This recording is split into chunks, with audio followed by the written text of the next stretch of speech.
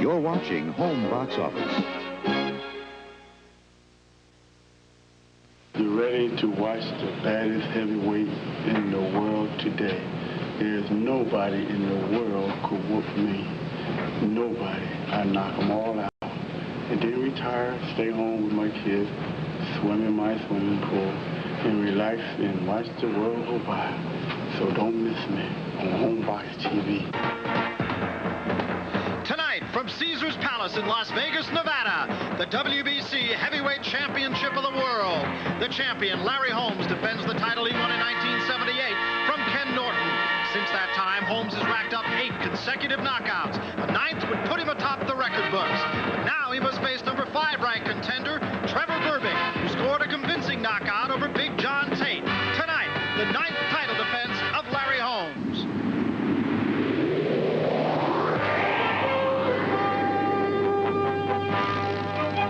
HBO Sports presents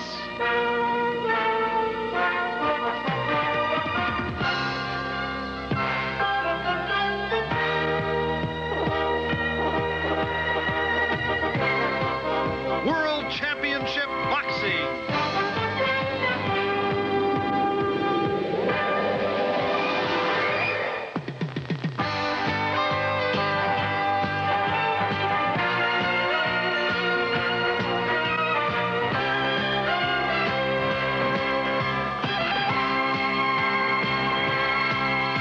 WBC heavyweight champion Larry Holmes defends his crown against number 5 ranked contender Trevor Berbick.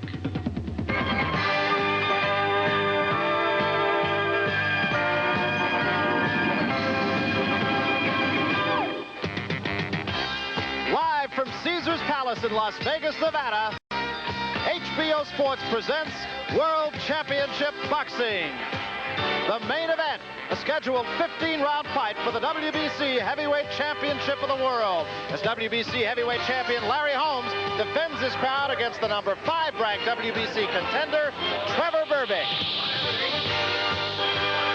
Hello, everybody. I'm Barry Tompkins. Sharing the microphone with me once again, the welterweight champion, Sugar Ray Leonard. Guy's probably going to take my job one of these days. Larry Merchant is ringside for expert commentary.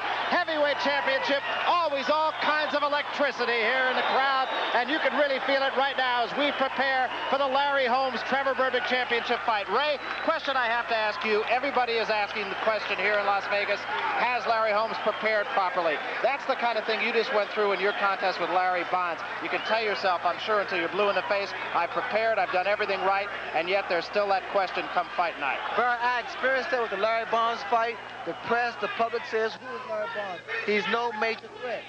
I really feel that Berbick seems very confident, and the Canadian fans, they're here. They're here to support their champion.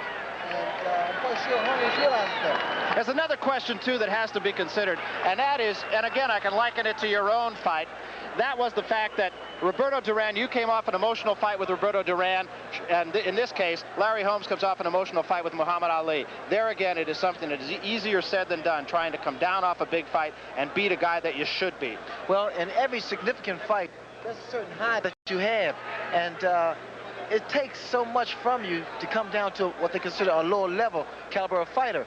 And I'm quite sure that Holmes feels the same way. He feels a little low-key and nonchalant. That's what Larry Holmes is going to have to deal with today. Larry Holmes is the kind of guy that wants desperately to be the people's champion, very much like his predecessor, Muhammad Ali. He is a man who wants recognition, but really, he's a guy who craves small-town style that he has back in Eastern Pennsylvania. Perhaps most noteworthy, though, he is a man who wants mainly to be remembered really for what he is, and that is someone who has attained the top rung of his profession, the sport of boxing.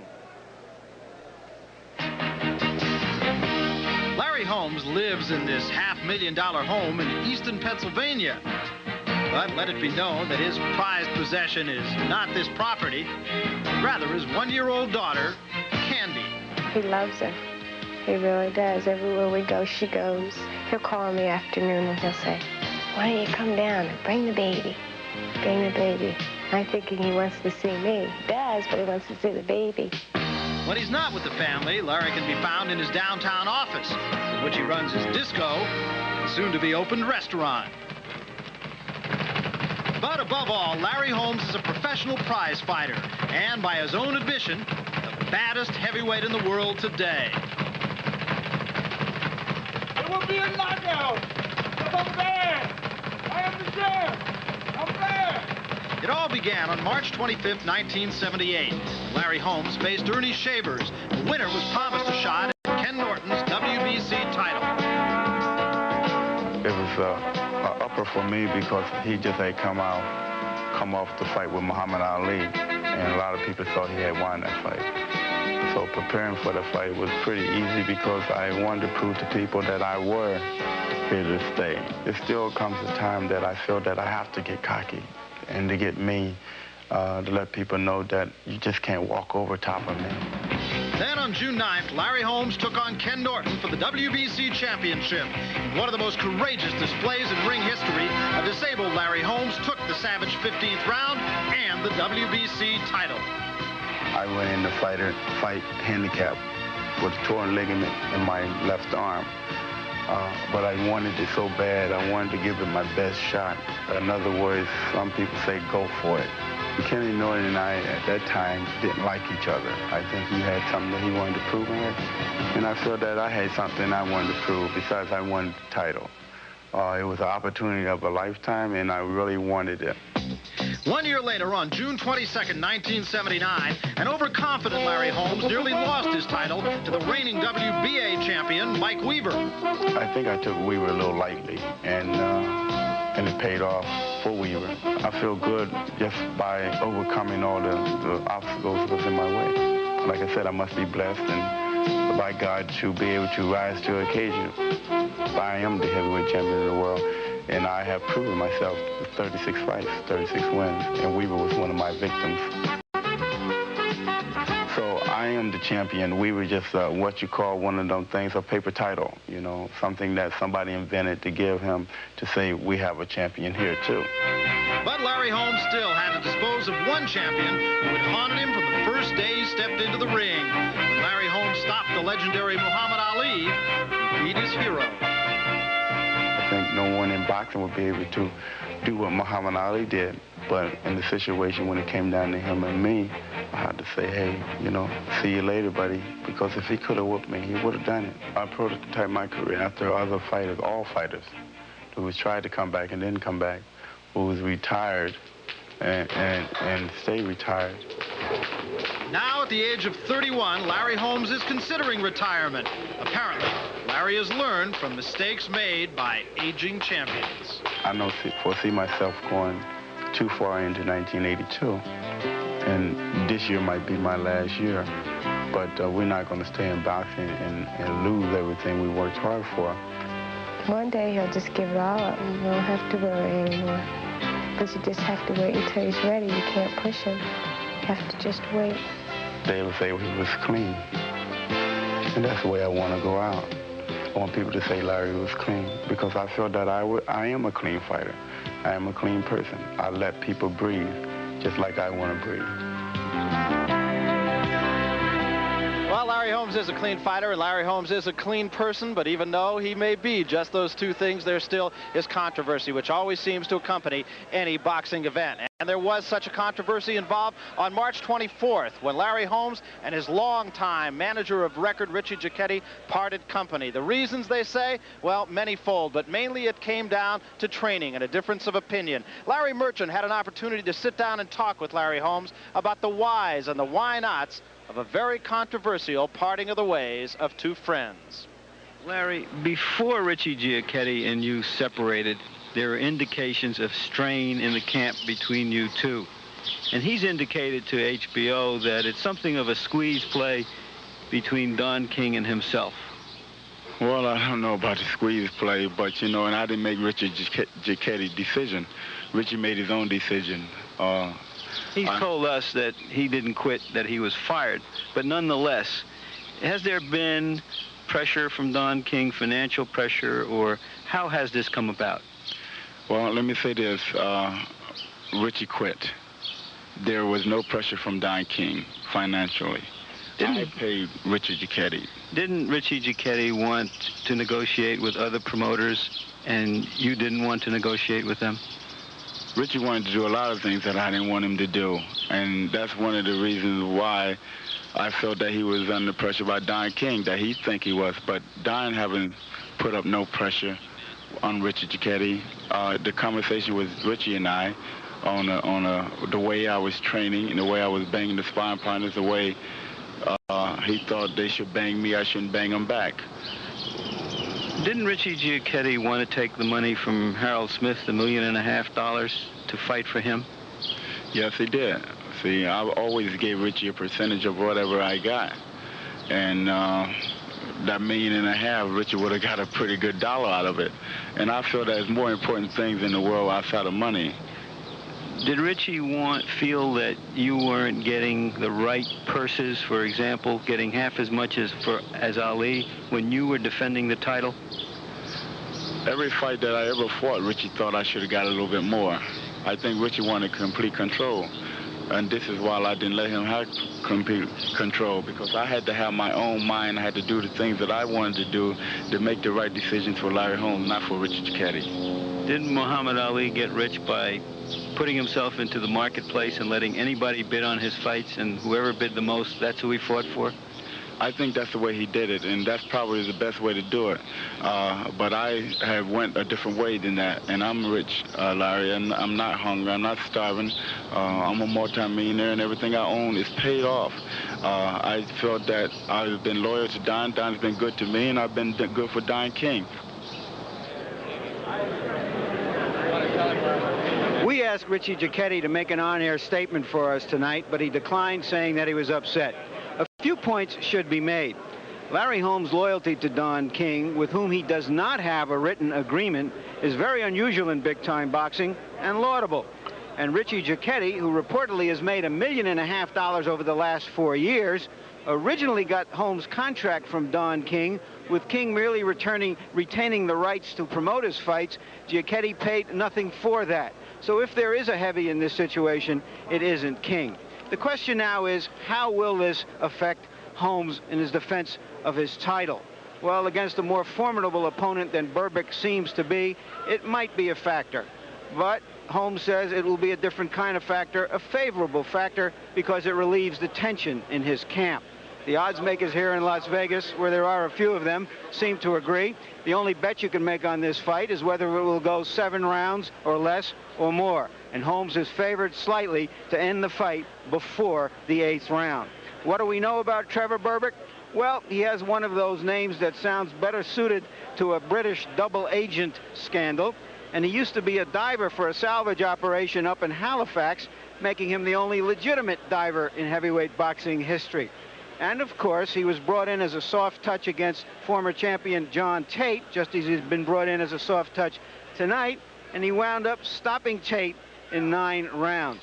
Well, perhaps he's one of those heavyweights who blossoms late in his career, much like Mike Weaver, who you remember gave Holmes all he could handle. Here's a look at Trevor Berbick. Trevor Berbick is a man of many nations. He was born in Jamaica. He lives in Halifax, Nova Scotia. And it was only 4 years ago that he walked into a boxing gym for the first time at the age of 23. That was in Cuba's Guantanamo Bay. I started when I was well mature, strong, and so far I haven't get hurt yet. And I feel like I'm 16. I feel young, I feel good, and I think it works out to my benefit this way. The Canadian champion's notoriety came of age on June 20th, 1980, when a confident Trevor Berbick knocked out former WBA title holder John Tate. Before I fought him, I made my prediction. I had it written down in the newspaper. I told him, listen, you all take me for an underdog in this fight, but I tell you one thing, if this fight goes 10 rounds, I'm going to beat him real bad. I was 100 plus 3 days before that fight that we were going to beat Tate. And I told many people. They didn't believe it. They laughed and walked away. I told them, well, you will see. John Tate apparently saw two Trevor Berbicks as he awaited round 9. And when the bell sounded, the boxing world witnessed a startling knockout. So I just forget about boxing and just went in there and fight. I didn't care about he hitting me a few times. I just want to hit him so bad I hurt him because he insulted me before the fight. And I don't like people calling me boy. 2 months later, Ron Roussel would have been smart to call Trevor Sir. The Canadian champion easily retained his crown with a 1-round knockout. Bang goes the bell, and here he comes at me. Willing punches, throwing punches, and trying to take me out. I step back, and I move sideways, and I shoot my jaws in a hook. And before you know it, he was down in 31 seconds. That's exactly what it went. But now Trevor Berbick must step into the ring with the undefeated heavyweight champion of the world, Larry Holmes.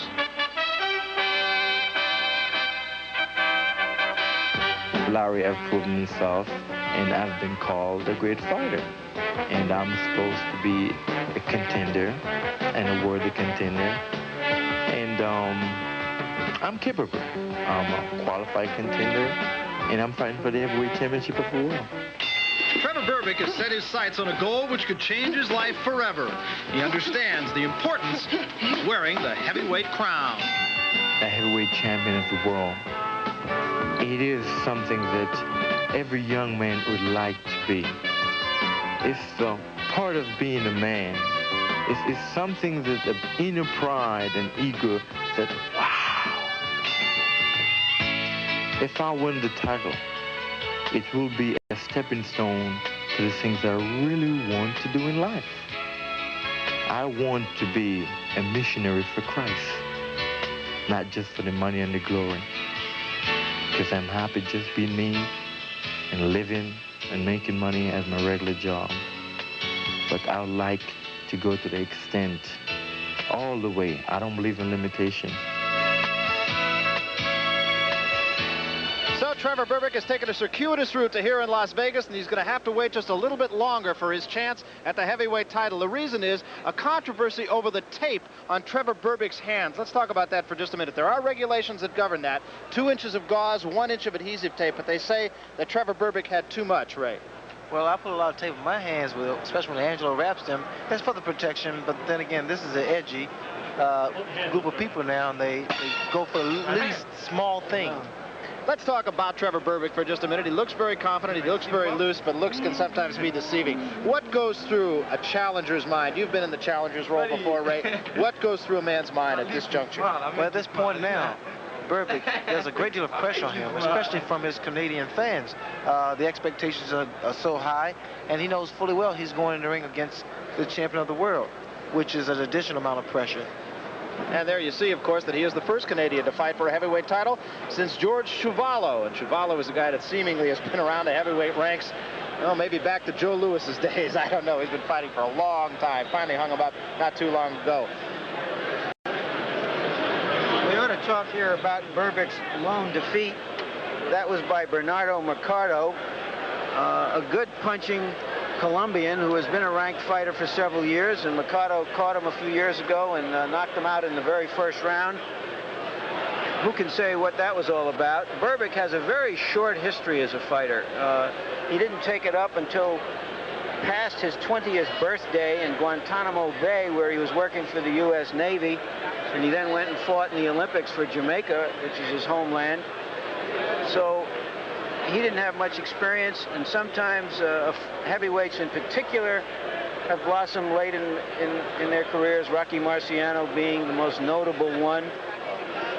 Nobody is saying that Berbick is in that league or that he will develop like that. I'll tell you the story that Berbick did say about his knockout by Mercado, and I think it's something maybe that we can all relate to at some point or other before we tell you a little bit about Larry Holmes and his title defenses and how many consecutive knockouts he's had. Interesting story, I think. Berbick said he lost concentration, and the reason he did, he'd had a fight with his girlfriend that day, and he said for the first 2 minutes of the first round, boy, he was going gangbusters, and then all of a sudden the image of his girlfriend popped into his mind, and Mercado's fist popped into his face, and that's what happened. As you look at maybe the guy who wrote the book on heavyweight boxing, and there is Joe Louis. He is ringside attending tonight, and we were saying earlier, Joe really looking as good as we've seen Joe Louis look in many moons, really.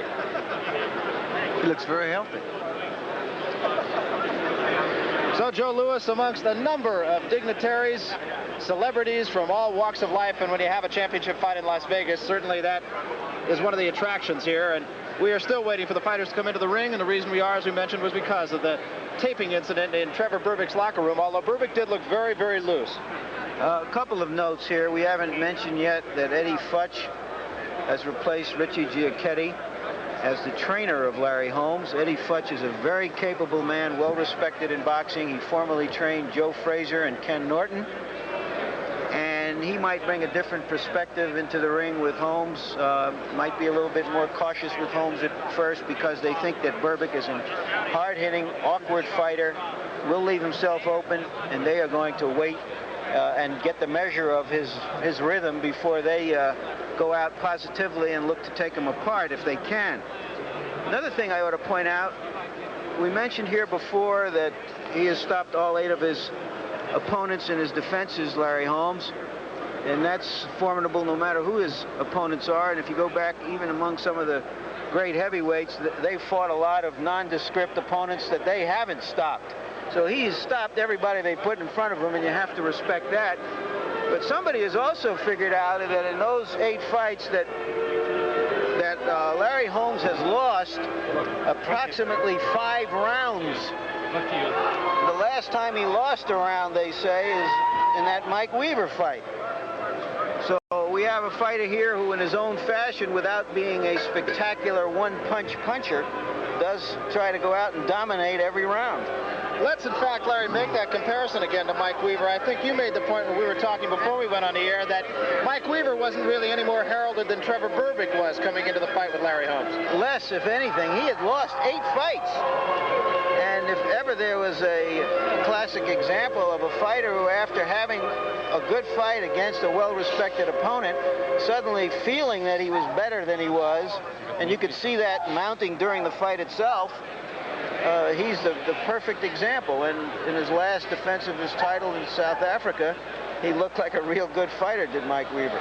Ray, let me put you in another hypothetical situation we touched on at the top of the show. But as the champion and boxing against the guy who you know in your own mind you should beat, what can you say to yourself? What do you have to do in your own mind to prepare yourself to fight a guy that you yourself know you should handle? Well, a lot of times it's a matter of pride and whether or not you want to hold on to your title. In many cases, there's been so many upsets for the simple reason the champions feel so confident, a little bit too overconfident, whereas he takes the guy very lightly. Mike Weaver and Larry Holmes was a prime example. They didn't expect Weaver to do too much damage. He did. Larry Bonds and myself, they didn't expect Larry Bonds to do any damage. He did. And here, tonight, they don't expect Berbick to do too much damage. And there might be a big surprise. You never can tell. What type of fighter would you think, in your own mind, would give Larry Holmes problems? Well, the guy has to be pretty much a shadow of Larry Holmes. Holmes can deal with punchers. He can deal with southpaws because he has so much speed, mobility, and he's always in great shape. And he has so much pride within himself. And Mike Weaver, of course, was a guy who really did give Larry Holmes all he wanted. Now, we've made that comparison, and doubtless we'll make that comparison again, but he is a guy who gave Holmes all that he wanted and then some.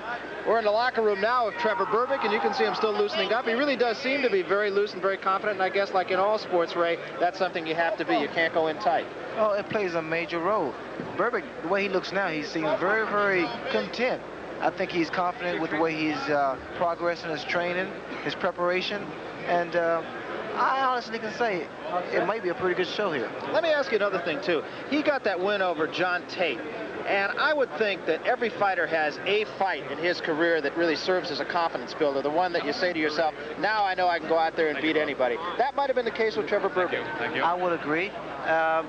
When Berbick defeated Big John Tate, it was like, hey, okay, I know I can do it. The people know I can do it. And now there's another stepping stone, even of far greater significance, Larry Holmes. He wants to beat Larry Holmes, and he's coming out here to do it. Larry, he's the only guy in the world with a chance to do it tonight. I'll say that. No question about it. That's right. That's right. The odds are better on him than anybody else. However long the odds may be, they're longer for everybody else on earth. We might even mention we already have seen an upset, so maybe the stage was set for more of same. Dwight Davison, who was the #1 ranked middleweight contender, lost earlier tonight in a fight against really an unheralded boxer by the name of Robbie Epps, and so that was really a stunning upset, and maybe that might have set the tone for the whole thing. So here is the next man in the barrel. Trevor Berbick going to try his luck against Larry Holmes. Let's talk, Larry, for a moment about some of the people that Larry Holmes has defended his title against many, many times, something less than household names. When you're a really good champion, most fighters you fight are of that category. You put them into that by how lofty you are. A good champion doesn't have that many serious contenders in his division. The man sitting between us can attest to that. Everybody knows there are good fighters in the welterweight division. There's one man, Tommy Hearns, who's considered an outstanding contender, a tough fight, but nobody else that we can say right now, on the knowledge we have now, would make a serious fight against Ray Leonard. It's the same thing in every division, and every fighter has gone up against it. When you go back and look through the records of Joe Louis or Muhammad Ali or Jack Dempsey, there are a lot of non-entities on those records. All you can do is beat the people they put in front of you. Larry Holmes has been willing to fight anybody they put in front of him, and that speaks for itself. Trevor Berbick making his way into the ring now, just coming out of the arena here at Caesars Palace. He is the man right now, and as Larry Merchant mentioned, he's the only one who has a chance of beating the champion tonight. Right, and already this fight has gone longer than most people expected it to. That's right, we're up to about 7 minutes now. Holy cow. Berbick comes into the ring, comes in smiling, and the question is, will he leave it the same way? Berbick was a guy that until he beat John Tate was not even particularly popular in Halifax, Nova Scotia. He was being booed at his own hometown, and the reason he was being booed, oddly enough, was because people didn't think he was really showing the knockout ability that he finally showed against John Tate. Well, I'm looking at Berbick now, and there's not that much perspiration, which means he didn't really warm up in back, which could be a factor in this fight. Well, the question here, of course, has been, and it is ongoing, it was the same way, Ray, with your fight up in Syracuse, has Larry Holmes prepared himself the way he should prepare himself for a fighter who has some talent? Now, the question, of course, remains, does Trevor Berbick have any talent? Well, the Weaver fight, I think, gave Holmes a lesson. By his own admission, not only was he not feeling 100%, but that he didn't take him seriously. And he got away with that one. Larry Holmes starts toward the ring now, and his own handler sort of leading his cheers. That is the championship belt being held out in front of his handler. And Holmes comes down looking every bit the part of the champion here. Not smiling, by the same token, seemingly relaxed. Makes his way down the hallways here, the myriad hallways, and on into the arena here at Caesars Palace. Trevor Berbick just waiting for him in the center of the ring. And as we mentioned at the top of the show, there was always a very special electricity in a heavyweight championship fight. Crowd starts to react now as they catch their first sight of the champion. And here is Larry Holmes coming up out of the apron of the ring and now into the ring. Holmes undefeated in 36 fights. He has had 27 knockouts. And in fact, the point that Ray Leonard just made, you can see Larry Holmes coming in already perspiring, already warm. In the other corner, Trevor Berbick just trying to break a sweat now. Berbick, ironically, Ray, was on the 1976, or rather in the 1976 Olympic Games. He fought for Jamaica, oddly enough, and not for Canada.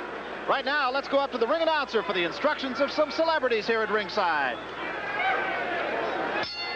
Ladies and gentlemen, before we start the main event of the evening, there are some people in the audience that I would like to have you meet and greet.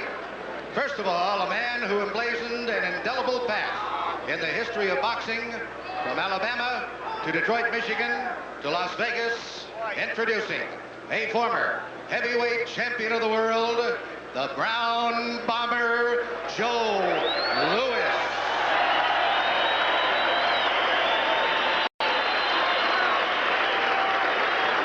Also in the audience this afternoon, ladies and gentlemen, the current WBA heavyweight champion of the world, Mike Weaver. Standing at ringside, the WBC super lightweight champion of the world, Saul Mambi. Introducing the premier fight promoter, Mr. Don King. In the entertainment field, we have at ringside a superstar. She has proven it time and time again, currently appearing here at Caesar's Palace, the dynamic Diana Ross.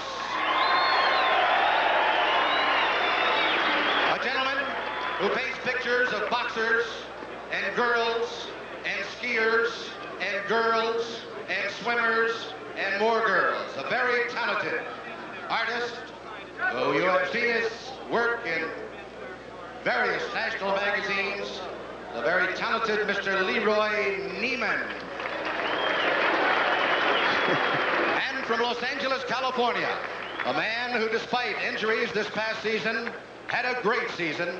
Let's give a warm welcome to the magical Magic Johnson.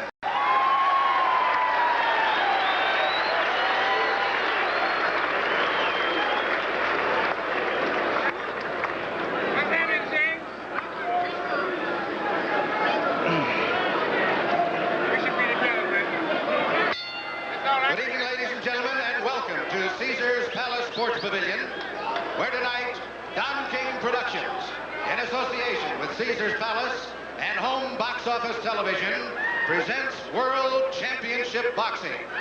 These bouts are sanctioned by the Nevada State Athletic Commission, Sid Rogich chairman. The matchmaker is Bobby Goodman. The officials assigned by the commission for the main event of the evening. The judges are Joe Swessel, Chuck Minker, and Lou Tabat. The timekeeper is Eddie O'Toole. Counting at the knockdowns, Jane Broadfoot. The attending physician at ringside, Dr. Donald Romeo. The referee is Mills Lane. This is the main event of the evening. 15 rounds of boxing for the WBC Heavyweight Championship of the world. Introducing, in the red corner, from Easton, Pennsylvania, the WBC undefeated heavyweight champion, weighing 215 pounds, the Easton Assassin champion, Larry Holmes.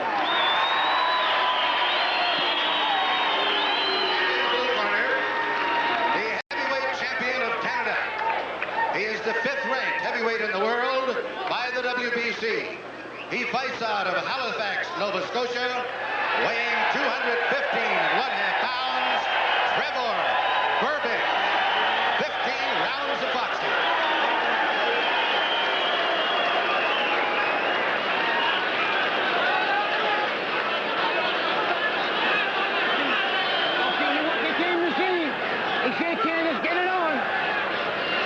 Well, let's take a look at the tail of the tape. Holmes, 4 years the senior of Trevor Berbick. The heights and weights are very comparable. So too is the reach.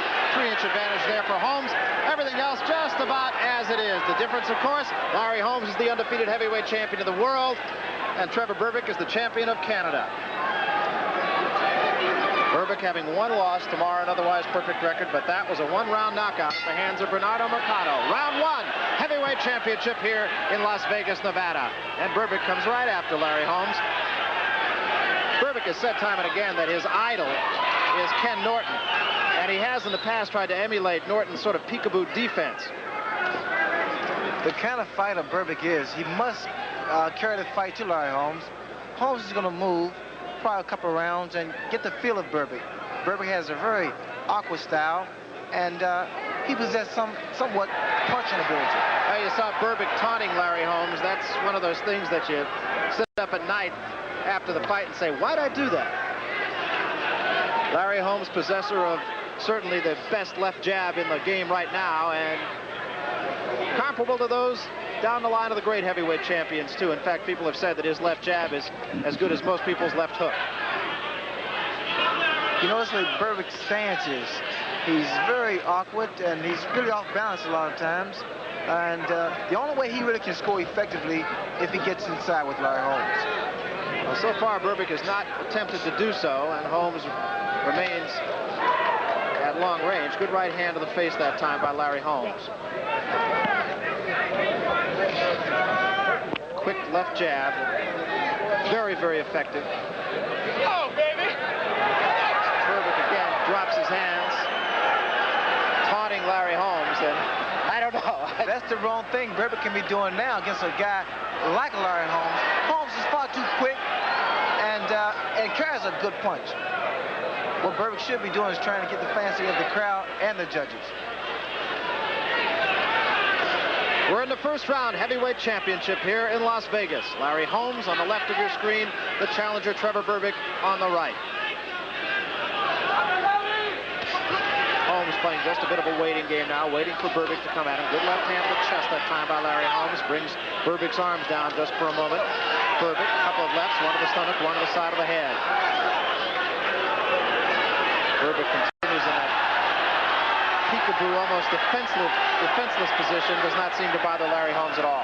Well, to a degree, right, it works. The little intimidation, the taunting, and what have you plays a part, especially against a champion, because all champions hate to be shown up. Now, Larry Bonds tried that against you. As I recall, that was in the 10th and final round of the fight. Yeah, it really bothered me for a while. We're in the first round here in Las Vegas. Going to have a chance to hear some of the conversations in the corners between rounds. I think you'll find it to be very fascinating. Again, Berbick asks Larry Holmes to come at him. And you could hear Berbick talking to him. And I think maybe he got to Larry Holmes a little bit there. I think he might have got to him a little bit. I think he did. I was saying earlier, all champions hate to be shown up, and the little intimidating that Berbick did, it bothered Larry Holmes, and you can see the results of that.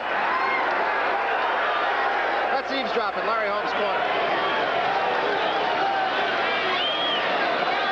Too much noise right here over that unusual incident in the ring. I've never seen anything quite like it. But I think something should be stated here, that about midway through that round, or perhaps two-thirds through that round, there was a change in tactics. And Berbick, instead of becoming the sole aggressor, suddenly stood his ground and invited Holmes to come to him and try to land a sweeping left hook. Holmes would rather not have to do the leading, and after he caught him, that's when Berbick started to say, "Here I am, sucker, come and get me." Well, we've talked about the psychology of the sport of boxing in the past, and you saw a little bit of it right there. Let's see how it affects both men. Trevor Berbick was the taunter. Larry Holmes was the tauntee. But Larry Holmes is the champion. Right-hand lead by Holmes comes up a little short. Holmes is going to have problems with a guy like Berbick, because Berbick, you really don't know what he's going to do. He has a inside left hook. It doesn't really come roundhouse. It comes over and in. And I think it's going to bother Holmes for a while. Larry Holmes' left jab is picked off by the gloves of Trevor Berbick for the most part. Berbick goes upstairs and downstairs with the left hand. Holmes' left hook comes up short. Berbick continues to taunt it.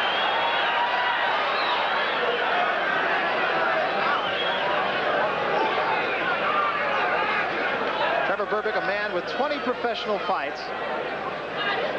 He's won his last 4 by knockout, so those all came, or the 3 of them coming after the John Tate fight. And there is a right hand that staggers Trevor Berbick. Best punch of the fight by far here in round 2. Berbick comes back at the champion. Berbick's still a little wobbly, and Holmes realizes this.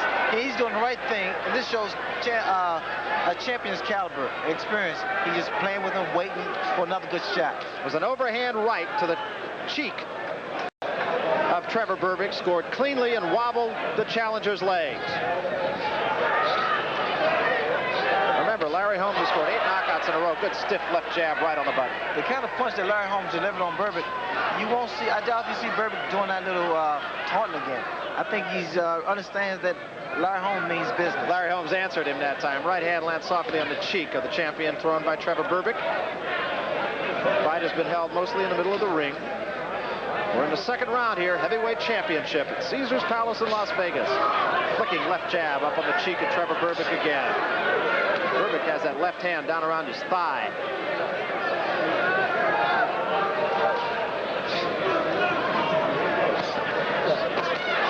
Again, a combination by Larry Holmes scores, and Berbick continues to say, come on and fight. Looping right, same punch that scored well last time for Holmes, didn't do so well this time. Close quarters now. The referee will break them.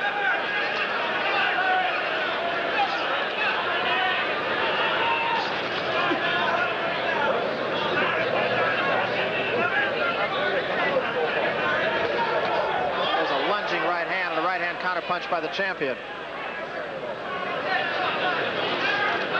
Again, Berbick trying to get under the guard of Larry Holmes, content to try to work on the body, go downstairs. And there's a combination that scores against the champion. Right to the head, scores. So the best flurry of the fight so far by Trevor Berbick as we reach the end of round 2. Berbick still yelling at his man, Larry. Let's eavesdrop in the corner of the challenger. Well, he's obviously hyped up tremendously. He just wants to fight for about 75 minutes straight. He doesn't want to fight by the rules. He's very excited. Let's see if we can pick up the sound in the corner. Keep your composure. Stay calm. Don't go motivate me to knock them down. Keep your composure. The trainer is trying to tell him to keep calm because all that excitement. Let's take a look at there's the right hand, an excellent right hand, but it demonstrates that Larry Holmes, again, as we pointed out earlier, is not a great one-punch puncher. It's an accumulation of punches that usually results in his TKOs. There it is again, right on the button, a perfect punch, and it hasn't seemed to have affected Berbick. Almost a social hour for Trevor Berbick. Between rounds, he was waving at one of the ushers who apparently he'd befriended here in Las Vegas, smiling. He's having a good time so far. 2 quick jabs by Larry Holmes. Berbick again motions him to come at him. Berbick has shown at least he can take the one good punch. Took a good shot right on the cheek from Larry Holmes in round 2. We're in the 3rd round. Berbick has such big shoulders that a lot of times that protects him from that overhand right. So Holmes has to really be very, very accurate in delivering that right hand. Again, Berbick working mainly to the body with the left hand. Right hand to the kidneys that time scores by Trevor Berbick. Larry Holmes looking like he's just sort of measuring his man. Berbick steps into him again. Holmes again opens himself, content to counterpunch and scores with the right hand. Left hand that time by Larry Holmes, and Berbick again says, come on at me.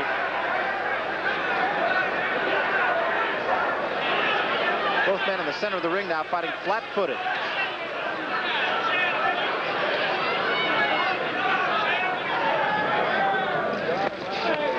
Combination to the stomach that time, and that's got her smart. Then Berbick comes back with the right hand of the kidneys of Larry Holmes. Berbick see he can land some body shots on Holmes, and I think what he should be doing is continue to throw those body shots. And there are 2 of them right there.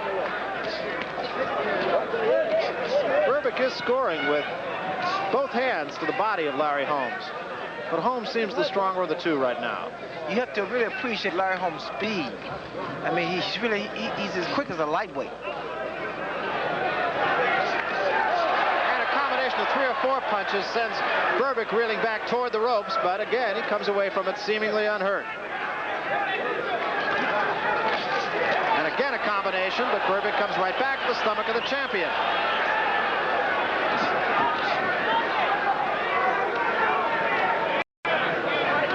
Well, so far, Trevor Berbick holding his own against the champion of the world. At least he's not awed by him, I have to say that. And a right hand there by Larry Holmes, and that doubles Berbick up. Again, a combination. Berbick still saying, come on at me. Berbick looks a little bit stunned right at the moment. Those body shots that Holmes is hitting Berbick with is really bothering him. And I think Holmes is going to buy his time, wait for another good shot. Right hand and a left. Holmes scoring in combinations against Berbick now. Berbick comes at him. Holmes continues to bang away back to the ropes. We come to the end of the 3rd round. They showed each other a little bit more respect after that round. Holmes has spent the first 2 rounds trying to figure out the awkward rhythms of Berbick. He apparently has that down now. He's measured his punching range, and he's looking merely now to start to counter everything that Berbick does. Well, we have have more boxing upcoming on HBO. Heavyweight boxing continues with Jerry Cooney and Ken Norton. That all happens on Monday, May the 11th.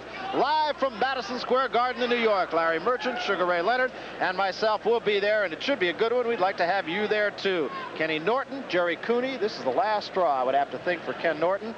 People saying Cooney may be the biggest hitter in the heavyweight division. There's Trevor Berbick. He seems to be coming down. He's settled a little bit now and taking care of business. I don't think there's any question, but those shots to the body by Larry Holmes in the last round left their mark in the memory of Trevor Berbick. Well, you notice Berbick is in a little crouch now. He's stooping over because he's trying to protect himself from that body shot. And again, Holmes works with that flicking jab, most of which actually have been caught by the gloves of Trevor Berbick again. And there's a right hand that scores right across the face. The knees buckle on Trevor Berbick. Larry Holmes, some good, solid right hands in this fight. What Holmes doing now, he's just picking his shots. You know, he throws his left jab and waits to get a good shot in with the right hand. Had an ice bag between rounds up on the left cheek of Trevor Berbick just to try to keep any swelling that might occur down, and that's where Larry Holmes has been doing the most damage.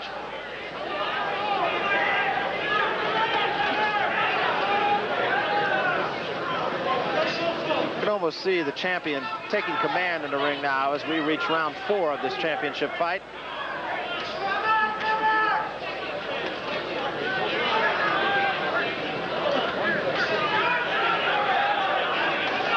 Uppercut with the right hand by Berbick, a little bit short. That was a very dangerous punch that was thrown by Berbick because he was vulnerable by throwing that right uppercut for a left hook. And it is deceptive how quick Larry Holmes is.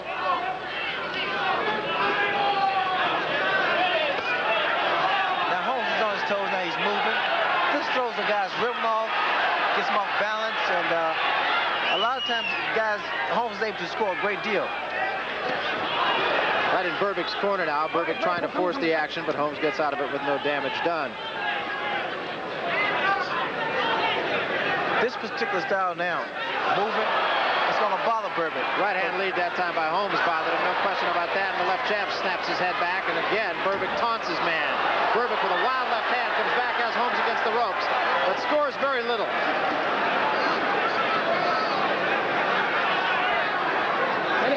Berbick now changing styles, really coming at Larry Holmes, almost bullying Larry Holmes. Come on. And Holmes just kind of fends him off. That hand off the neck, Larry. Come on. 2 hands are free. I know Larry Bond said that in the fight against you, Ray, that in order to have any chance, he would have to change his style throughout the fight, just so as he couldn't give you a chance to get set. What's happening now is Trevor Berbick is trying to follow that strategy, and he is being hammered mercilessly by the champion Larry Holmes. And another good right hand right to the cheek of the challenger Trevor Berbick there in Holmes' corner. The uppercut is going to do the damage because Holmes sees this now.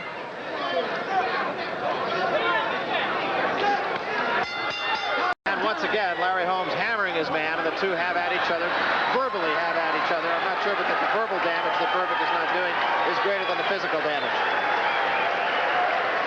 What happened in that round was that Berbick suddenly discovered that shuffling forward at a very modest gait was the ideal thing for Holmes, not for himself. Holmes could just stand there and pick him apart. So in the latter part of that round, he's tried to stay on top of him and take away the distance and the leverage from Holmes. It remains to be seen whether that's walking right into the eye of the storm or not. Let's take a look at some of the reruns here, Ray. There you see Berbick trying to stay on top of Holmes in the corner, but he's catching most of the punches. The uppercut was doing a great deal of damage, and here the right uppercut by Holmes and the body shots. Reminds me of the ex-heavyweight champion of Canada, George Chuvalo. He'd chase a guy all over the ring, get him on the ropes, and then the guy would beat him up. Well, the two anxious to get out to the center of the ring have to be separated by Carlos Padilla, the referee. They come back at it now. I have a feeling that this is going to be a round that Larry Holmes is going to show everything that he has, everything that he possesses. This is round 5. And Holmes with a left jab, and that stings. You can see now Berbick just react to almost every punch that Holmes throws. couple of flicking left jabs, and Berbick seems to have slowed down a step. And Berbick catches the champion with a right hand on the way in. Holmes is against the ropes as Berbick bangs away to the body, and Holmes holds on for a moment. Now here we're going to see a real fight. This boxing match probably turned to a fight the way it looks now. You got 2 hands free. Get hand up in there. Come on, get hand up in there. Come on. Berbick caught Larry Holmes on the way in, but got a little careless after that. Turned to brawling. Inexperience showing a little bit there, I think. Berbick seemed to be a little winded because I know he threw a right hand that didn't have any snap to it, which shows a sign of fatigue. The chasing, the holding, the clinching, all of this, especially with the big guys, the heavyweights, it wears them down. They're in Berbick's corner, and the pace for the moment is slowed perceptibly down. You can bang on there. Come on, punch your way free. Let's go. Come on. You can hear Carlos Padilla saying, punch your way free, punch your way free. A couple of good jabs by Larry Holmes. Well, you know, Berbick is reaching now. There's no sting on his punches, whereas Holmes can release 5, 6. The head, Berbick. Come on. Get that head out of there. Let's go. At any given moment. Berbick continues to try to bang away to the body, and there's an uppercut that comes a little bit short. It's one of those ooh and ah punches, but no damage done. And as Ray Leonard pointed out, it's a dangerous kind of punch to throw if it misses, because it opens up all kinds of possibilities for counter punches. You probably, from here, you're going to see Holmes do a little counter punching. He's going to wait for Berbick to throw and make a mistake, and he's going to capitalize on it. Larry Holmes seemingly in control of the fight here. We're in the 5th round. That punch seemed to have some sting on it from Berbick to the body.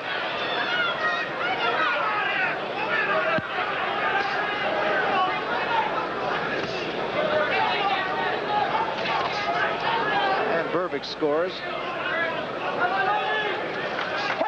There's a right hand right to the chin of Larry Holmes, but Holmes responds right back. Caught Holmes rather just stepping back with that right hand.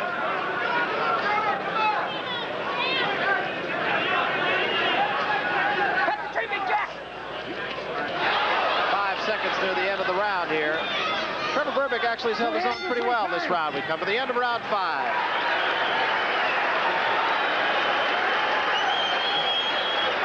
When you see a big, strong, highly motivated fellow like Trevor Berbick, whatever his record and ability is, coming at the heavyweight champion, and you see that he just doesn't walk out there and win. He's got to work for it. It isn't easy. No matter how easy it may seem when people pick up the paper and read about it tomorrow or see the knockout blow, if there's a knockout, he's having to work in there. Let's take a look at some of the replays here. You can see the awkward style of Berbick and how difficult it is for a classic boxer like Holmes always to get the measure of him. With all the swinging that Berbick is doing, some of his punches are landing, majority of them are missing. It tires opponents out, especially the arms. So we go to round 6. Trevor Berbick, the challenger. Larry Holmes up off his bench, waits for the challenger now, and they come to the center of the ring.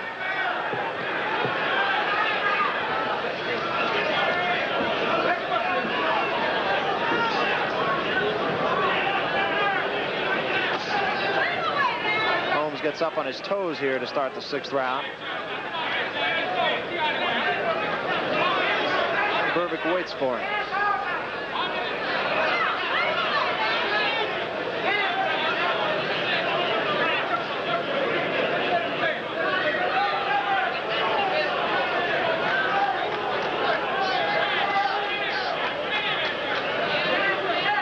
Larry Holmes, very tactical fighter.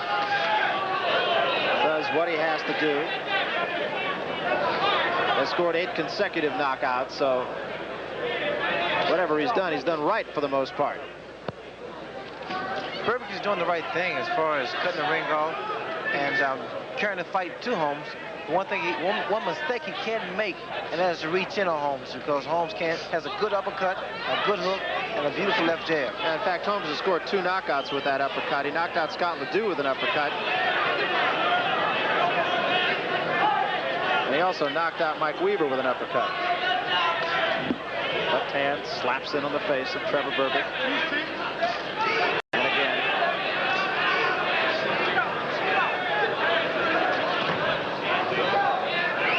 does a little telegraphing of his punches also when he drops that left hand, I think. Berbick's waiting to throw that right hand. He seems to be cocking it and waiting for an opportunity to let it go. This is round 6 here at Caesars Palace in Las Vegas.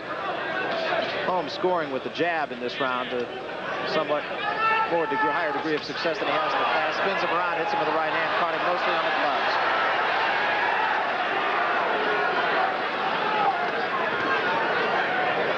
All right, break one step back. Come on now. Come on. They break right above our microphones now. And Berbick continues to press the attack as the crowd starts a chant, Larry, Larry.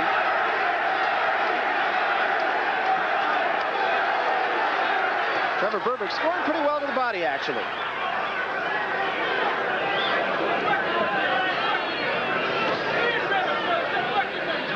Well, this is the 6th round, and you have to, at some point, start asking yourself, did you expect Trevor Berbick to be around this long? Well, always they say a guy like a Berbick can't go the distance with Larry Holmes. And I think Berbick is destined to do that. He's proved a worthy challenger so far. I know that's an overused thought, but I would have to say so far, Trevor Berbick has been worthy of the shot.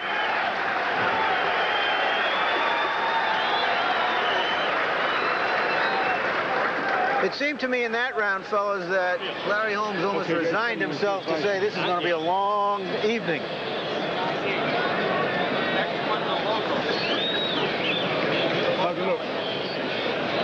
Larry Holmes just said to his trainer, how's it look? Let's see if we can pick that up. Keep working a little bit more. Get that jab off of him. He's so fucking awkward. Yeah, I know he's awkward. One shot at a time. Yeah. One shot at a time.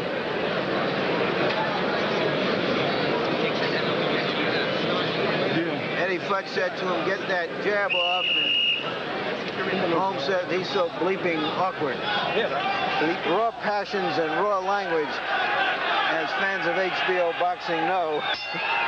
Well, providing but this isn't a tea party. That's right. Provide an insight that you just don't get a chance to see often or hear often. Part of the game. Low blow, and Berbick complains about that. This isn't the Garden Club.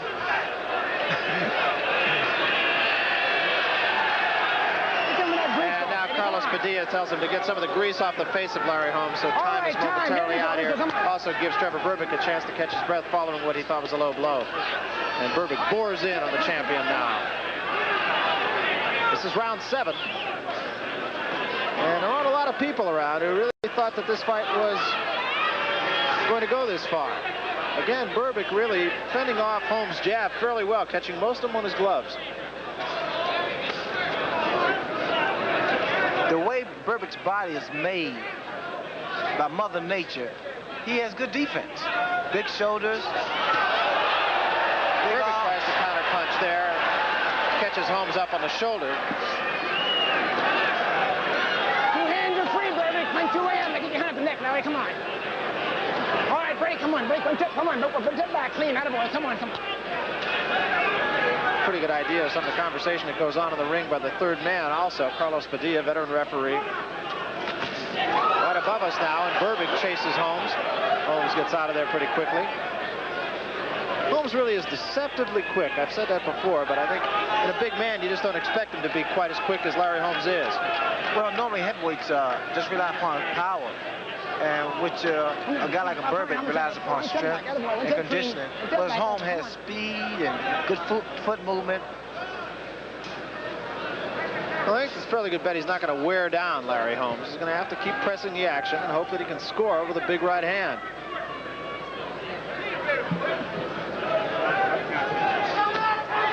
Again, going to the body. Scoring fairly consistently to the body is Trevor Berbick. A lot of his shots are lunging kinds of shots, though. They make it hard to come back behind a shot.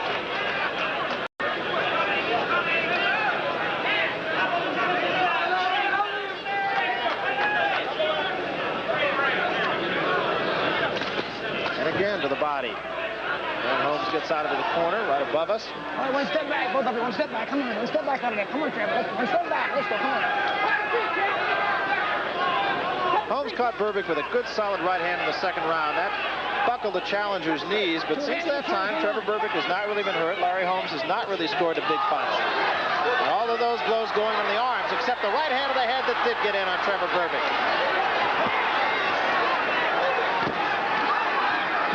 And both fighters now banging away in Larry Holmes' corner.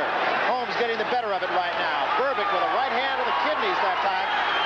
That momentarily brought the champion's arms down. And now a right hand to the face of Berbick by Holmes. As we reach the end of round 7. And the crowd comes to its feet. Well, I don't know who got the better of that, Larry, as you saw it. Well, I don't know who got the better of it either. I thought that perhaps Berbick did, but the important thing here is that the question no longer is the fight going to go any distance? The question is, has Berbick got the tools to do something? Can he win? Let's take a look at this exchange here, because what he's finding, I think, is he doesn't respect Holmes' punching power that much, and now he wants to crowd him and come in fearlessly, and this is the kind of tactics I think he's going to need to win this fight, to just stay on top of Holmes and pound away. Now, as we see the replay, I think we can say that Holmes won that exchange. I would say, I think this is the best tactic that Berbick can use, is to smother Holmes' punches and fight him his way. He's got to decide now, not if he wants to just be here, but if he wants to win here, and how he can do that. So we start round 8. Trevor Berbick very much around. Has not been hurt really since the second round.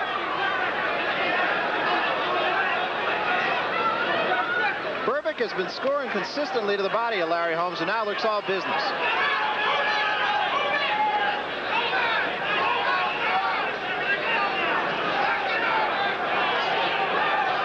And again, Holmes' jabs being caught up on the gloves for the most part by Trevor Berbick. And the crowd now starts to rally to the support of Berbick. A lot of fans from Canada here at Caesars Palace. I notice Holmes steps back with his right foot and wants to deliver that counter right hand, but he can never really gain position to let it go. Berbick continues to stalk the champion. You'd have to say so far, Berbick is fighting an intelligent fight. I think he's fighting the most effective tactics and strategy. First to taunt a champion, and then to really make him fight his fight. And he's taken some of his best shots. Which helps in a while. Yeah. He really has managed to fend off the jab of Holmes, which most boxing observers seem to feel is his best weapon. Right hand by Berbick did score, but Holmes came back with a left hand of his own.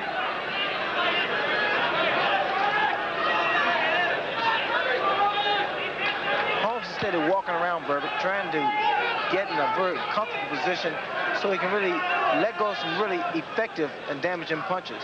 Trevor Berbick, considering he didn't put on a pair of boxing gloves until he was 23 years of age, really looks very much the part of a poised fighter. He's had only 20 professional fights.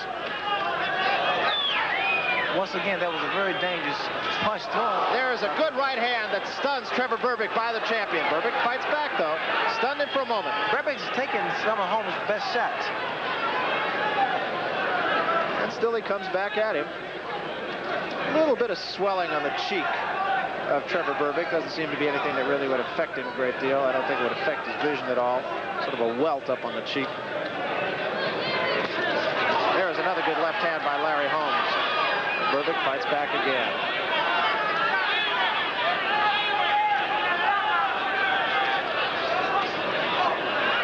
Holmes' jab right at the moment becoming more effective. Berbick lunges in with a right hand lead and a left follow that misses.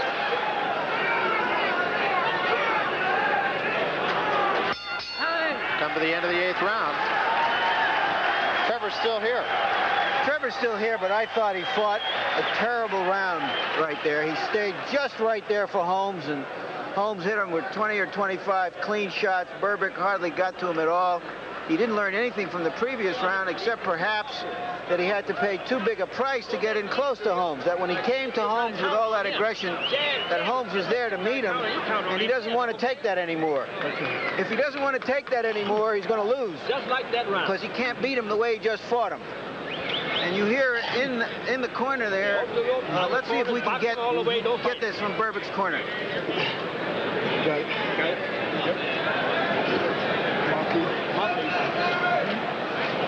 Take this. If you can't run it, you can't. I'll get it. Come on, now make him play. Berbick fought a perfect round for Larry Holmes, and now he's got to find a way to fight a perfect round for himself. Round 9 here at Caesars Palace, heavyweight championship. Larry Holmes, the champion on the right, the challenger, Trevor Berbick from Canada. Halifax, Nova Scotia is his residence right now, actually raised in Jamaica, fought on the Jamaican Olympic team in 1976. First put on boxing gloves in Guantanamo Bay in Cuba. For Berbick to fight Holmes in the middle of the ring is to his disadvantage because Holmes can outmaneuver him. He's quick of the two. Berbick's biggest asset is to fight his man against the ropes, smother Holmes' punches, and make him fight his own fight. Well, Berbick now, as he did in the last round, and as Larry Merchant said, is back on his back foot and just kind of providing a target for Larry Holmes' jabs, which have become more effective in the last 2 rounds.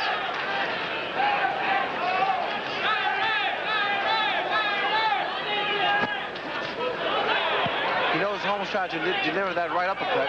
It's getting closer and closer. That is a big weapon for Larry Holmes, that uppercut. We mentioned he's knocked out 2 of his opponents, 2 in the string of 8 with that uppercut. And again, Berbick is talking to him.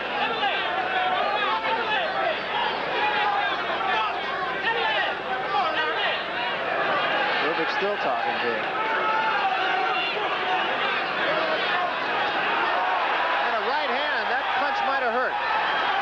Right hand of the kidneys, and he's been scoring pretty consistently with that right hand of the body. Again, a right hand of the body by Trevor Berbick. Doesn't appear to be slowing Larry Holmes down. Holmes looking to counterpunch.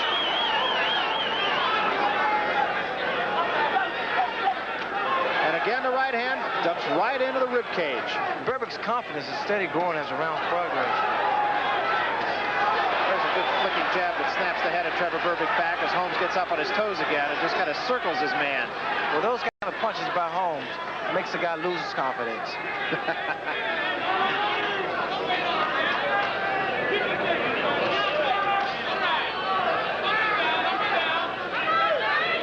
Berbick does seem to have pretty quick hands. He seems to be able to sort of deflect, and there's a right hand lead that again staggers Trevor Berbick, but Berbick comes right back at him and taunts him, and again the legs started to go. And another right hand.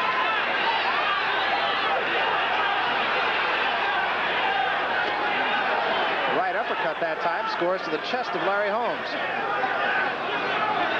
Berbick is really a showman. I mean, he's taking some of Holmes' best shots and laughs at him, talks to him, which proves this is not really an easy fight for Larry Holmes, and I'm quite sure as the audience will see it, they know that's a true statement. Now, a little bit of Sugar Ray Leonard there, huh?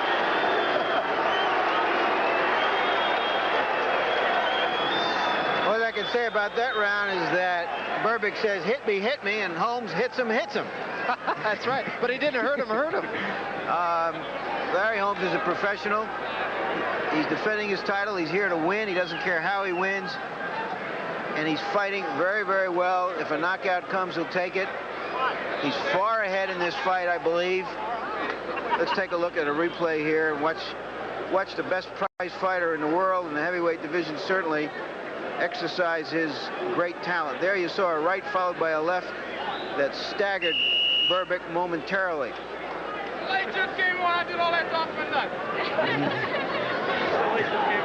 Yeah, to look at Diane Holmes, the champion's wife.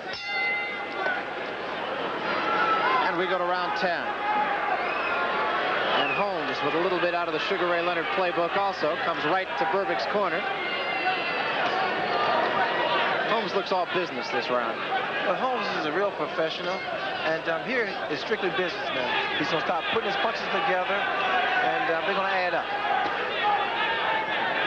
I think Larry Merchant's point is well taken, that Holmes is well ahead in the fight, but Berbick doesn't have to run away and hide after this fight. I think he did what he had to do, fought the fight he had to fight, just maybe didn't bring enough forces with him.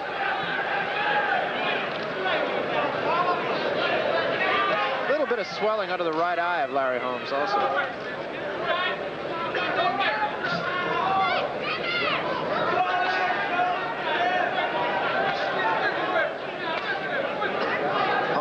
Goes upstairs and then downstairs. And that jab really has got to ruin your whole night.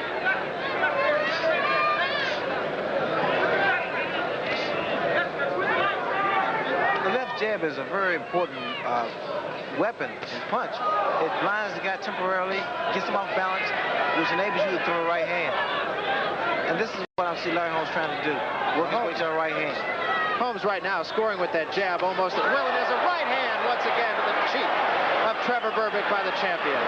And another right hand snaps the head back, but Berbick taunts him once more. Berbick has taken some good shots.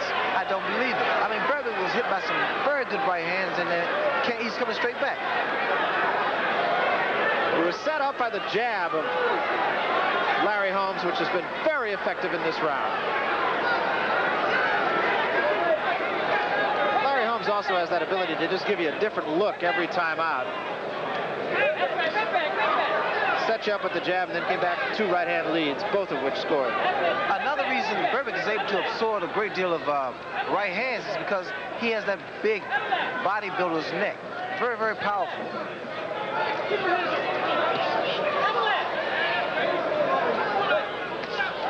And again, the left jab right up on the chin of Trevor Berbick. And once more to the cheek, and again to the cheek, and to the nose.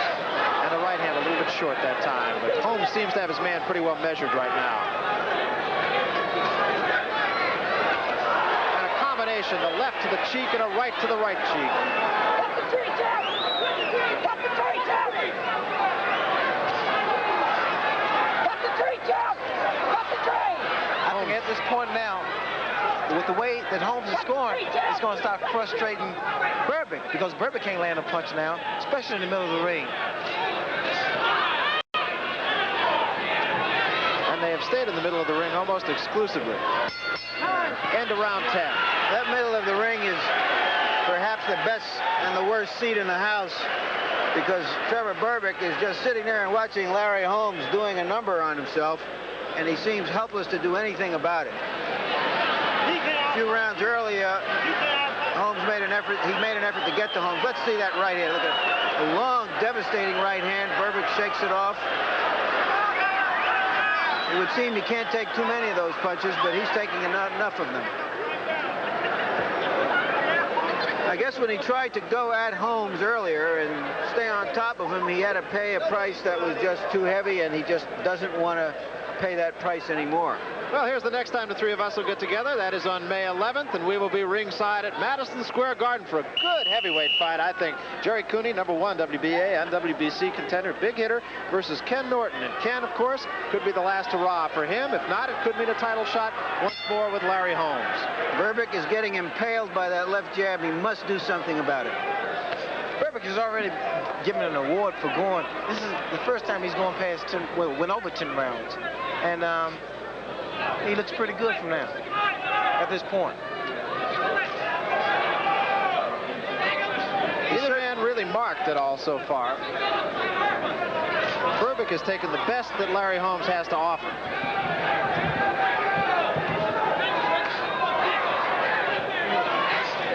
It's really hard to describe the impact of that left jab. You can just feel the snap of it even down here at ringside where we are. Again, a solid left-hand jab.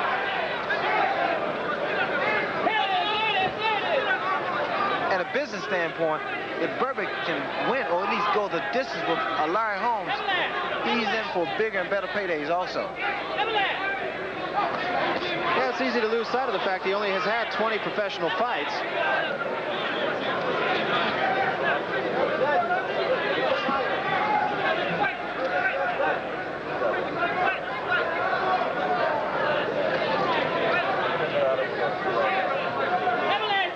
Berbick pretty stationary right now, and Holmes just circles him. Goes downstairs with the jab, now comes upstairs. Last round he would set Berbick up with 2 or 3 left jabs and then come with a right-hand lead. Right now you'd have to say that Berbick is just totally intimidated by Holmes, even though it doesn't look it. Well, he really doesn't know what Holmes is going to, punch he's going to throw next. Holmes is so quick. Well, it's almost a teacher-student kind of situation right now. Larry Holmes, of course, the teacher, Trevor Berbick, the student, and there will be something to learn out of this fight for Trevor Berbick. Not to fight Larry Holmes again. That without saying.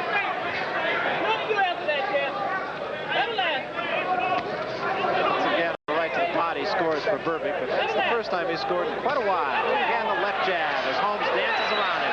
2 more left jabs, right on the cheek, landing within centimeters of one another. It's really amazing how Holmes has measured Trevor Berbick here, in the last 2 rounds particularly.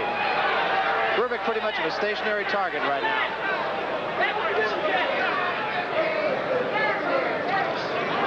Cut the tree, champ! Cut the tree, champ! Get a pretty good idea of just how effective Larry Holmes' left jab is when you look at how effective Trevor Berbick's left jab is.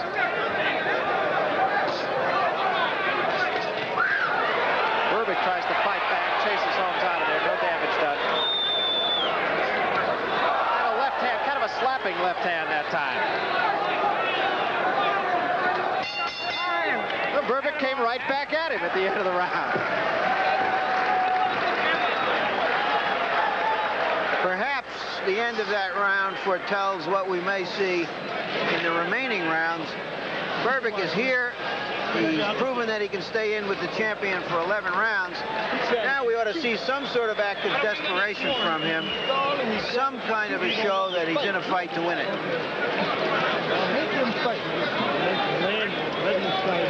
He can pick you off if you lay back. Okay? You hear what his trainer just said to him? He can pick you off if you lay back.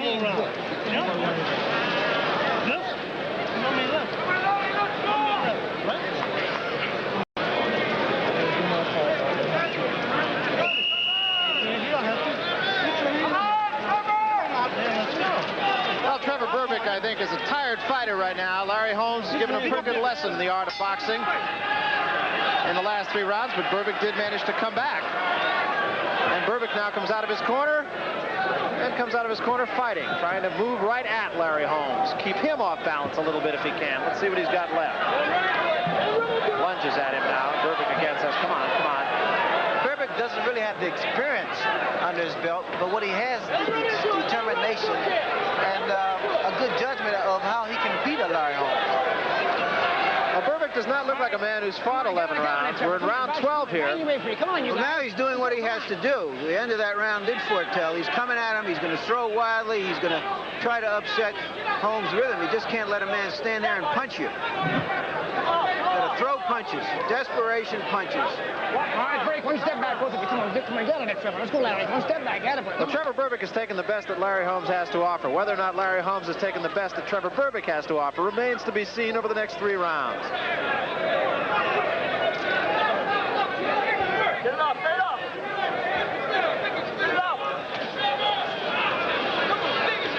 Interestingly, Berbick has been banging away right at the kidneys and at the ribs of Larry Holmes the whole fight, and I haven't noticed Larry Holmes' hands come down 1 bit. Well, they say Larry Holmes is not in tip-top shape. Come on, you guys. But he seems to be in pretty good shape to me. He looks that way to me, too. They had talked about the fact that he sort of had a little bit of a girth. I don't see that. Came in at the same weight as most of his fights, within a pound or so. Well, he's not hitting with his belly anyway. That's true.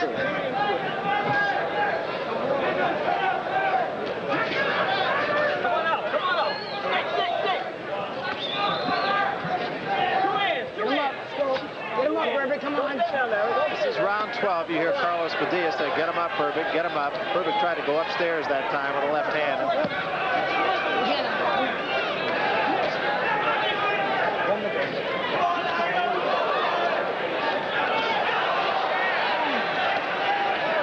Berbick can take a pretty good shot. I think that the damage that's going to be done is when Holmes go back to his body, because he's taking some of Holmes' best shots.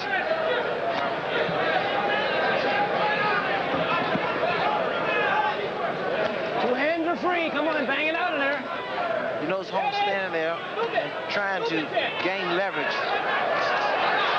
Combination that time sends Berbick reeling backwards by the champion Larry Holmes, and another left cross to the chin of Trevor Berbick, who covers up and now fights back. And again a right hand as Berbick gets in close, another right hand right to the chin of Trevor Berbick, who comes right back to the champion. But Berbick's punch is really ineffective, and Holmes is scoring with almost every punch. A left hand to the top of the head by Holmes and a right hand to the body. Well, at this point now, anything can happen. They're both throwing punches from all angles, all directions.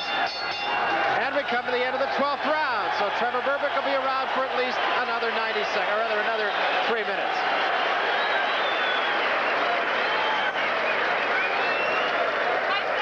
Right now, this is the longest fight that Larry Holmes has fought since he won the title from Ken Norton 3 years ago.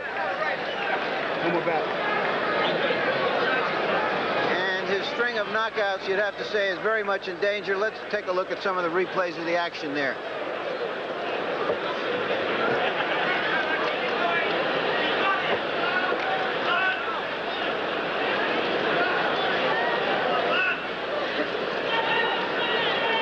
Threw far more the most effective punches, and here we see Berbick is trying to smother Holmes' punches, and that body shot that was delivered by Holmes did take his toll.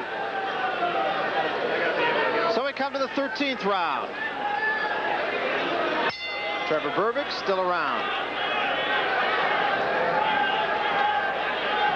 I don't think there's a great deal of question as to the outcome of this fight, but nonetheless, I think there's really something to be learned both for the champion and the challenger here.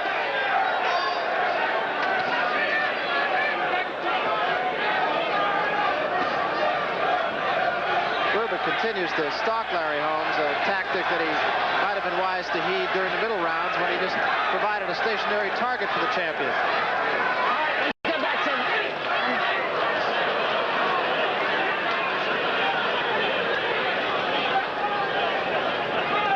Berbick doesn't throw his jab, he pushes his left jab, which seems to be bothering Holmes because he pushes him off balance.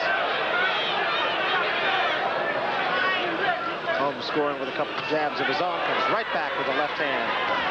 And again with the face of Trevor Berbick. Berbick back with a right to the kidneys of Larry Holmes, but not a real effective body punch. You know, his Holmes' left jab is like a whip. It snaps. Get off,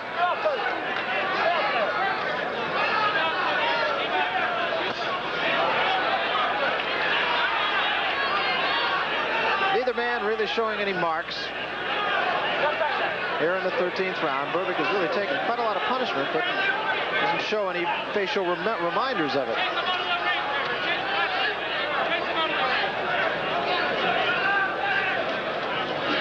The right hand there did score by Trevor Berbick, but it was a marshmallow punch. I'm trying to figure out why Holmes is not going back to Berbick's body. He hurt him in the earlier rounds with a good body shot that nearly took Berbick out of him. Berbick again tries a lunging right hand that misses by a foot. Berbick's legs still seem to be under him now.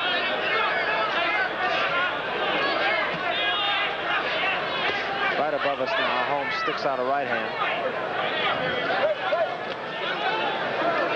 All right, one step back, Trevor. Come on, one step back. Both of them. Come on, one step back. Come on.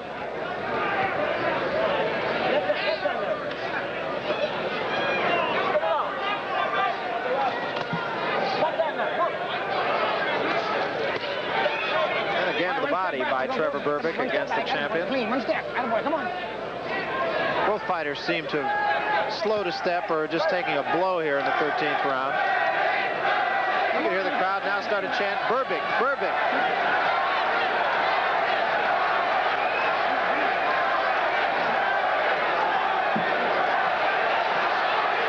And Holmes started to lead yells and suddenly has to cover up. More. Berbick swarms Holmes onto the ropes, but no damage done by either man. Holmes spins him around, sticks out a couple of jabs, comes back with a combination, and there's a right hand that buckles the legs of Berbick as we reach the end of the 13th round.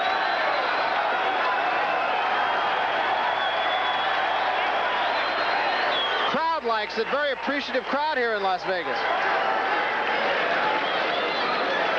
there's a two-way feeling in this crowd. One, of course, is simply respect for Larry Holmes and his professionalism and how he's going about against his difficult opponent. Let's take a look at some of the action here as Berbick tries to get Holmes into exchange where he just might land a lucky punch, which I think is what this fight has come down to. Well, both men are exchanging punches, but they're not really effective because of the way they're throwing the punches. You know, there's a lot of roundhouse punches, wide, telegraph blows. They're really not that effective, especially for a heavyweight. That other feeling I want to identify now is a growing feeling of respect for the challenger. The mere fact that though he is outmatched, he's taken punishment, and he's coming on and trying his best. We come to round 14. Now tied in, you got two hands free, come on. All right, come on. And again, the crowd takes up the chant of Berbick, Berbick. Step back, come on. Step back, out of one.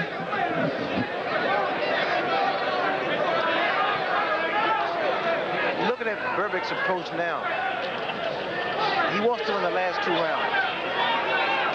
I think that, you see here, he's going to try to go to work. Berbick kind of laying now on Larry Holmes, still stalking him though. Both men seem to have slowed a step here. All right, break, come on, one step back. One to break, come on, to break the head, come on.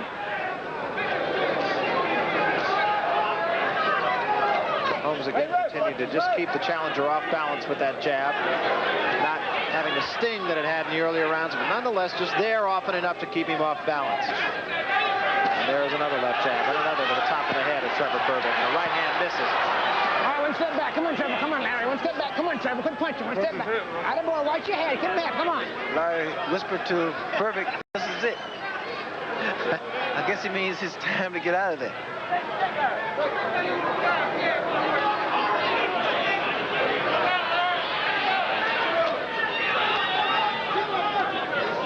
Hand off the neck. Come on, come on, come on, come on. 2 hands are free, Berbick. Let's go. Bang your way out of there. Come on. Again, both fighters now, I think, having slowed perceptibly.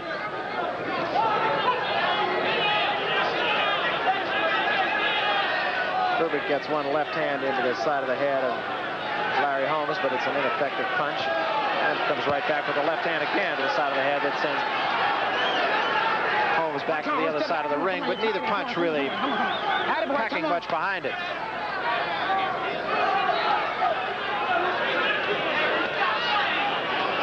All right, come on, Trevor. One step back. Come on, quit punching, come on. Hey, come on.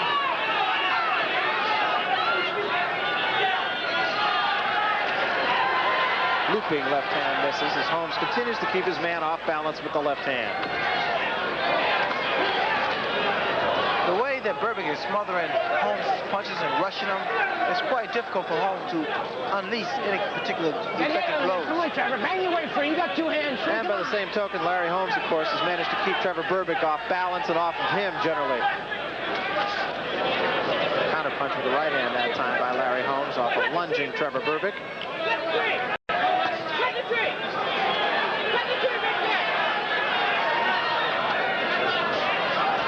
As we near the end of the 14th round. Coming up, tonight's presentations of Apocalypse Now on the East Coast and Central regions, and special edition Close Encounters of the Third Kind on the West Coast and Mountain regions. That'll all begin immediately following the conclusion of tonight's championship boxing coverage from here in Las Vegas. Both movies will be seen in their entirety. Right now, Trevor Berbick is the Canadian Chuck Wepner, a hero for going this far and a hero if he goes the distance. Wepner almost went the distance with Muhammad Ali, finally got stopped about 20 seconds before the end of the 15th round. Holmes is a little disappointed in his corner. However, before the 15th round of that fight with Ali, Wepner's handler says, listen, if you don't want big cars and beautiful women, we want big cars and beautiful women. Go out and knock this guy out. Wepner didn't do it. Well, you saw the graphic there that showed you Larry Holmes' longest fights. He went 12 rounds with Mike Weaver. He went 12 rounds with Ernie Shavers. He went 15 rounds with Ken Norton. This is it, final round, regardless of how it goes. Berbick will be a champion, win, lose, or draw. Because Berbick has really shown well.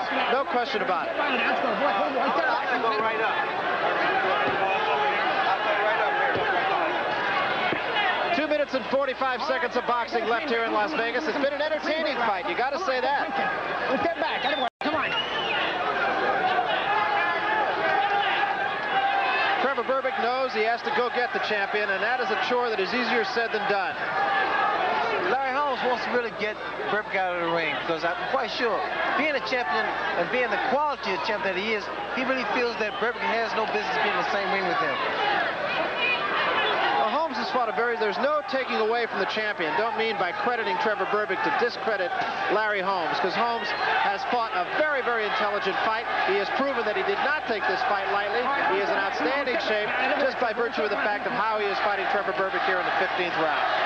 Holmes is fighting Berbick the best way he can. Fighting a guy like Berbick once again is difficult. It's not an easy task. Less than 2 minutes left in this fight. The crowd really showing its appreciation too. And I'd say really it's a bipartisan crowd right now. There's many people in this arena rooting for Trevor Berbick as there are rooting for Larry Holmes. And a good left hand by Berbick that time. That was a good left hook by Berbick. All right, break. One step back. Come on, Larry. One step back. And Larry Holmes, I think now, is going to have to think twice about staying here and punching with this guy. Holmes misses that time with a looping left. There's a right hand by the champion that scores. And a left hand that gets Berbick off balance for a moment. The right uppercut scores on the chin of the champion as Trevor Berbick continues to pound away. Now Holmes comes back at Berbick with a left and a right. Under the 1 minute mark now. Larry Holmes is truly a champion. Here he's fighting like a champion. And a right hand by Berbick scores on the champion's chin.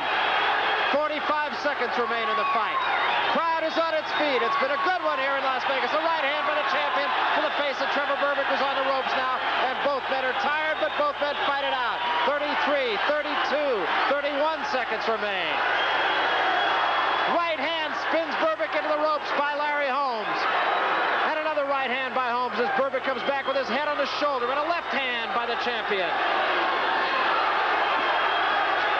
They're in Berbick's corner now with 15 seconds to go in the fight.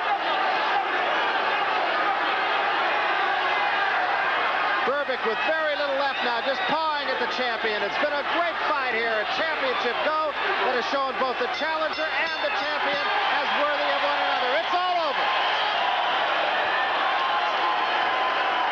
It is all over, and neither man has anything to bow his head about in this fight, Ray. That was a very interesting fight. Larry Holmes proves he was a champion. Berbick proves that he was a quality opponent and challenger to go in the ring against Larry Holmes. So Trevor Berbick has reason to be proud merely for going the 15 rounds. He held his own. He didn't back off of the man. He did an outstanding job. And on the other side of the coin, Larry Holmes, who I think we'd have to say is the apparent winner of this fight, didn't take a step back. He punched it out in the 15th round with him. He showed himself the champion's champion. Now here we see signs of determination by both fighters, the champions Larry Holmes and the challenger Berbick. Both are completely exhausted, but both want to win this fight really big. Berbick knows fully well he's behind on points, and here he just missed it with the left hook. Holmes scores the overhand right, and it's just a matter of time right now before the fight ends. It's really reminiscent of the fight with Mike Weaver that Larry Holmes had. They were both standing toe-to-toe in the 15th round, too. And listen to the crowd. Berbick, that's got to really do your heart good as a fighter. It does. And, you know, both men are going at it, and it shows the will and the determination of a champion and a challenger. He's ready right now. You look at the champion, Larry Holmes. Now let's go up to the ring announcer, and we'll get the official decision. Ladies and gentlemen, we have a unanimous decision. Judge Joe Swessel scores 150, 135. Judge Charles Minker scores 146, 139. And Judge Lou Tabat scores 146, 140. The winner by unanimous decision, and still the heavyweight champion of the world, Larry Holmes. So Larry Holmes is the winner. He retains his championship. Ray, I would have to say one thing that did surprise me. Scoring is on a 10-point must system here, and that first judge gave all 15 rounds to Larry Holmes. Well, I couldn't really agree with that. I think that Berbick won some of the earlier rounds. But, see, the crowd, they're booing and some disapprove of the decision. But Holmes is a champion, and you must be the champion decisively to take his title from him. I think Berbick really did fight the fight that he had to fight to get as far as he did. And maybe it was just a simple case that, as we mentioned during the fight, there just wasn't enough Trevor Berbick. Yeah, quality always presents itself. Larry Holmes, I mean, he has all the assets of a great fighter, a great champion. And Berbick, he'll be around for a long time. You made the point, I think, that it's a lot easier to fight as a champion than it is to fight as a challenger. And I think you saw a lot of that tonight with Larry Holmes. That's true. And every time Larry steps in the ring with a guy that they don't consider a threat, then it's all a put on, they feel. All right, right now, Larry Merchant is with the champion, Larry Holmes. Larry? All right, Larry, it's never easy, is it? No, Larry, that's just to show you. They never give another opponent a chance.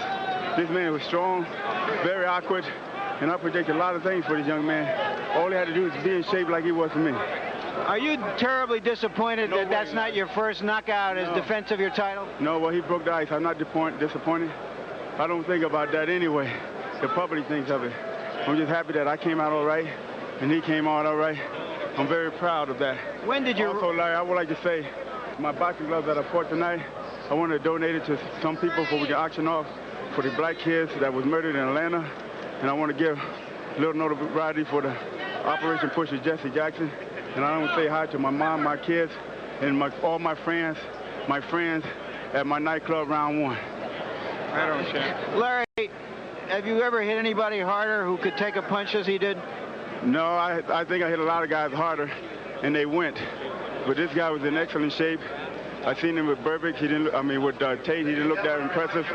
But I hit him with some hard shots, and this man took all the punches. What about his antics early in the fight? Was he just keyed up so high that he didn't know what to do in there? He seemed to get you a little excited. No, I want to play the same game that he's playing. I'm a professional. I am a champion, and that's all that counts. We know you're fighting Spinks in May. What's after that? How do you see the heavyweight division shaping up? We don't know. We don't know what's going to happen after Leon Spinks. We take one step at a time, and whatever happens after Leon Spinks happens. I just want to say again, thanks Home Box Office for letting me be on the show, giving the people again the opportunity to see the World Heavyweight Champion, something that the other networks didn't want to do, and they see it again. They missed out on a big one. Thank you very much, Larry Holmes. You've always given us a big one. Now back to Barry and Ray. And thank you for the commercial also, we might say that. Home Box Office, of course, very proud to have this fight. Let's talk for a minute about Larry Holmes and the image of the man. He, of course, has had to follow in a very big shadow, and that is the shadow of Muhammad Ali. And now you can really kind of see him start to become his own man a lot more as champion. Well, I think Larry Holmes, he glows with determination and desire to win, and to win in a very classy way. And you heard what he said. You know, he gave Berbick a great deal of credit. I think that's a class act. I think the fact is, and you made the point during the fight, he is not the kind of guy that wouldn't likely knock a man out with one punch. And Trevor Berbick tonight took everything that Larry Holmes had to offer, and he still was standing at the end of 15. Berbick was in tremendous shape. He was determined not only to go the distance, but to win. And he deserves a great deal of credit. And like I said earlier, he's going to have prosperous and better paydays down the line. What is the attitude that you have to take now if you're Trevor Berbick? You go the 15 rounds, do you just say to yourself, I did the job, I did everything I could at this juncture of my career, now let's go back and work just a little bit harder? Yes, it's a motivating factor to go the distance with a guy, a champion, Larry Holmes. He's going to pat himself on the back. I'm quite sure his fans and the boxing people will pat him on the back also. He's going to go back to the gym with so much confidence, it's going to be unbelievable. Let me put the reversal to that now. What do you do, or what do you say to yourself if you're Larry Holmes? You went through a thing similar to this. Larry Bonds lasted 10 rounds with you, and I know you're a little bit disappointed in yourself just because of the fact that he did last that long. Now here's a guy, Trevor Berbick, a much less experienced fighter actually than Larry Bonds, the guy that you fought, and he takes the heavyweight champion to the limit. Well, Holmes being in the boxing game for so many years, he's experienced that. And sometimes you have bad days, especially styles were meant for each other. Certain fighters have a style that can always make you look bad. Bonds had a style that made me look bad. Berbick had a style to make Holmes look bad. You only accept it because you can't be good at everything. Well, everybody in Las Vegas says that this is a show town. It's the kind of place that you get showstoppers, and I really would think you'd have to say tonight, we had one right here at Caesars Palace in Las Vegas. Outstanding fight. Larry Holmes retains the heavyweight boxing championship of the world. 15-round unanimous decision over a very game Trevor Berbick. That just about wraps it up for us here at Caesars Palace. So for Larry Merchant and Sugar Ray Leonard, we will see you again May 11th, Madison Square Garden. Jerry Cooney and Ken Norton, and we couldn't get a better one than we had tonight. Could we?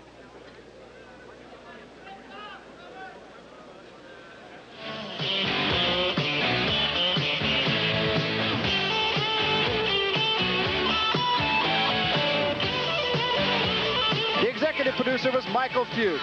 This show was produced by Ross Greenberg and directed by Mark Payton.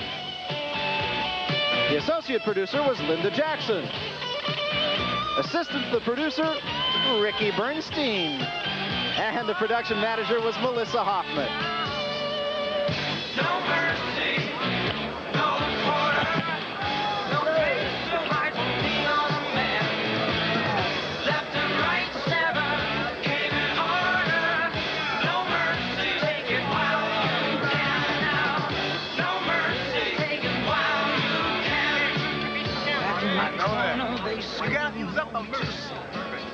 put him away, don't let him recover.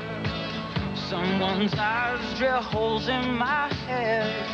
It is his proud determination. This has been a presentation of HBO Sports, the network of champions.